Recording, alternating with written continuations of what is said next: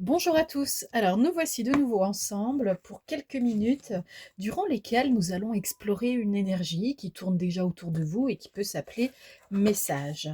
Alors, nous serions dans une session individuelle pour vous ou collective pour vous au pluriel. En fait, elle serait personnalisée, c'est-à-dire que je recevrai les énergies qui sont spécifiquement nécessaires, utiles, mémorables pour les personnes, la personne en face de moi. Ici, comme c'est une guidance générale, elle va quand même, comment dirais-je, elle va quand même convenir à ceux qui vont l'écouter, qui vont y passer un peu de temps, mais il se peut aussi qu'il y ait quelque chose qui vous parle pour vous mettre en garde, pour vous prévenir, pour vous indiquer un peu longtemps à l'avance un chemin et ainsi de suite, ok? Donc ça veut dire en fait que ça peut être une prédiction dans un temps très court pour vous en ce moment, ou ça peut être aussi une indication sur ce qu'il peut se passer, ainsi de suite. Bah, ça c'est un peu pour toutes les vidéos d'une manière générale. Ici, j'ai une carte qui s'appelle Ravalez vos paroles.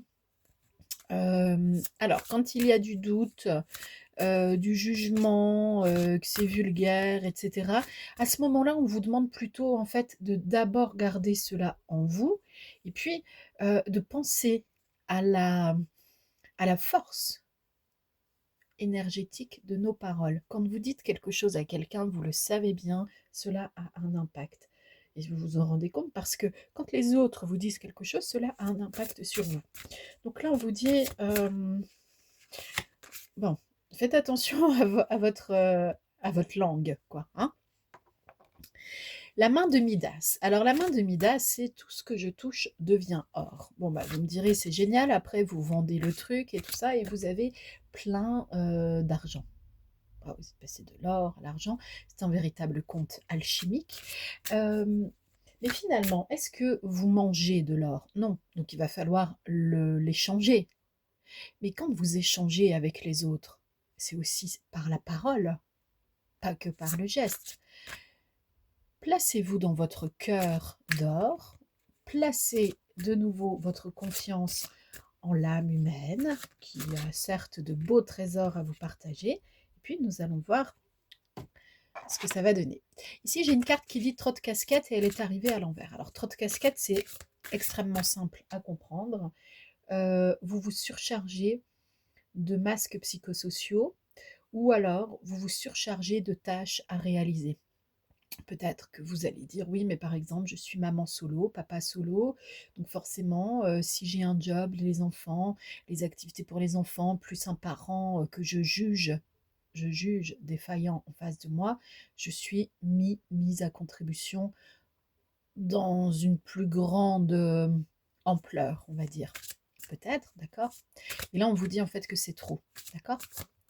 C'est trop, peut-être cela vous a semblé être faisable, et là on vous dit, bah, repos quand même en fait, hein.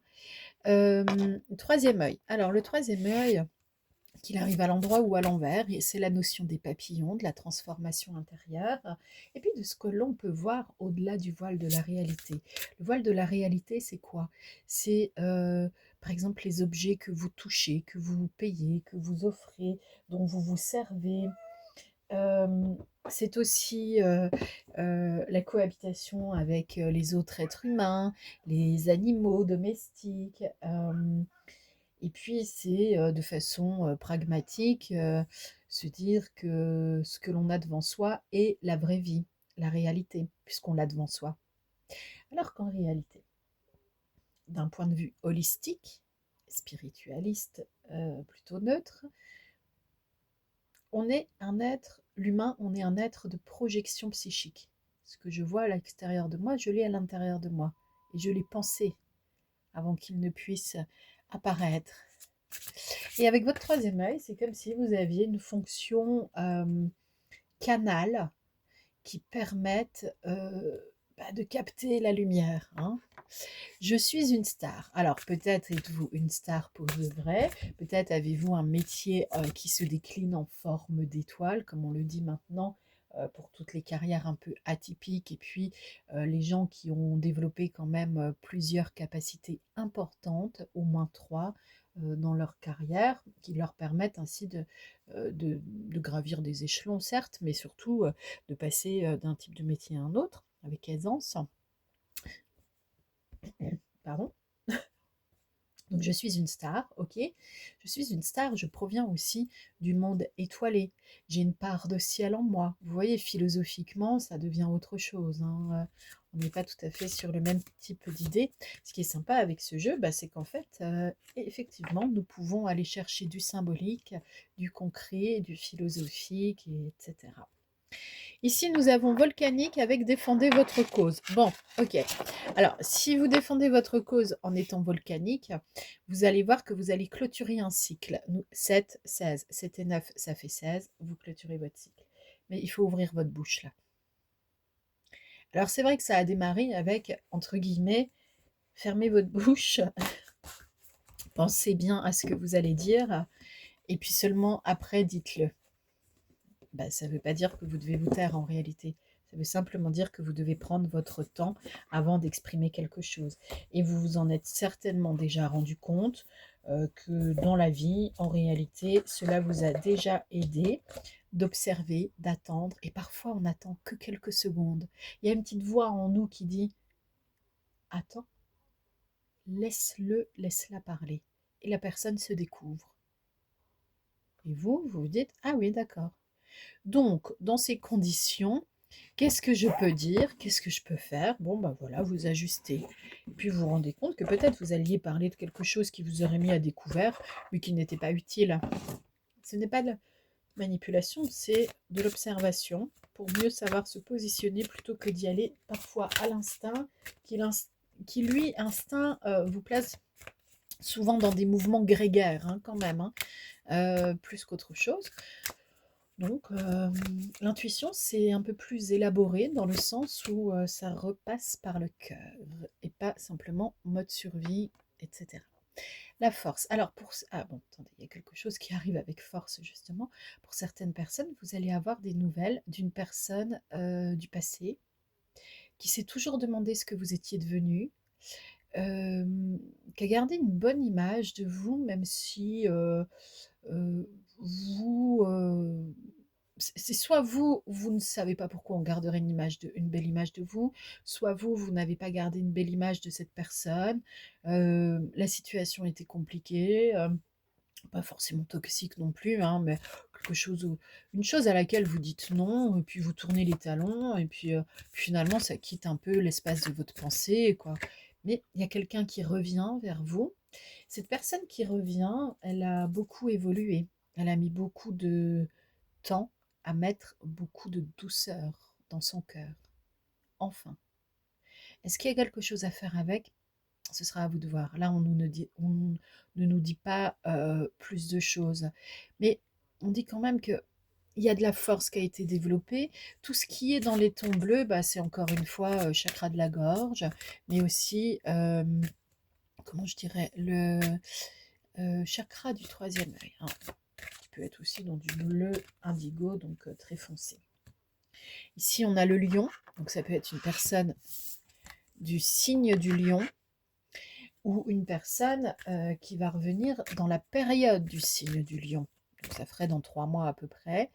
C'est quelqu'un qui a quand même du caractère, qui ne s'efface pas et qui, quand cette personne sait qu'elle a raison et puis que cette raison l'amène à avoir de bonnes idées pour le collectif, elle va de l'avant. D'accord? Donc c'en est fini avec les pas en arrière, les doutes, l'aveuglement, etc. Vous voyez là justement, aveuglement, doute, allez, on voit rien du tout parce que tout vient de tomber. Mais en fait ça tombe, voilà, ça tombe et ça tombe à l'envers et c'est terminé. On va sur une force de caractère qui est un peu plus intéressante pour soi, pour l'autre. On arrête d'être dans le vide. Et puis, tout ce qu'on avait placé au niveau de l'amour qui glisse, la carte hein, qui glisse, et puis qui est à l'envers, on vous dit de toute façon, c'est pas grave parce que là, tout ce qui arrive pour vous, c'est OK. Vous avez le renouveau, l'enfant, et vous terrassez vos ennemis. En fait, tout ce qui n'était pas bon pour vous, et c'est pas forcément des personnes, euh, c'est c'est arrêté. Ça s'arrête là maintenant. D'accord? Donc, ce qui n'est pas bon pour vous est en train de s'arrêter. Alors, continuez comme cela, à préférer ce qui est bon pour vous, parce que c'est tout de même extrêmement important. Privilégiez euh, ce qui vous place dans l'amour et ce qui vous, vis-à-vis de vous, vis-à-vis de l'autre. Privilégier ce qui nourrit l'espoir. On dit parfois de façon populaire, l'espoir fait vivre. Mais s'il n'y avait pas d'espoir, on serait quand même dans une énorme difficulté pour vivre, hein, avec nos notions de loyauté, de miroir. Ah, il y a tout qui ressort, là, attention, hein. Mais quand même, on vous parle du temps nouveau. Le temps nouveau, l'enfant, écoutez, ça c'est un renouveau assez fort. Il y a tout de même des fragilités qui persistent parce que vous n'êtes pas une personne parfaite, les autres non plus. Mais le mouvement de liberté, lui, va venir plutôt période de la balance, du signe de la balance, donc encore quelques mois plus tard. Vous pourriez vous retrouver avec quelqu'un qui vous sorte de votre enfermement, qui vous fasse voir la lumière pour de vrai, dans tous les sens du terme, et qui vous montre ce que c'est un lien. Et qu'en fait, on peut être avec son alter ego sans être enchaîné. Est-ce que ça vous parle? Je vous souhaite bonne réception de ces informations plutôt joviales, nouvelle rencontre, ou alors rencontre nouvelle d'une personne ancienne. Ah, c'est ça plutôt. Allez, la rencontre nouvelle d'une personne ancienne. Allez, à bientôt.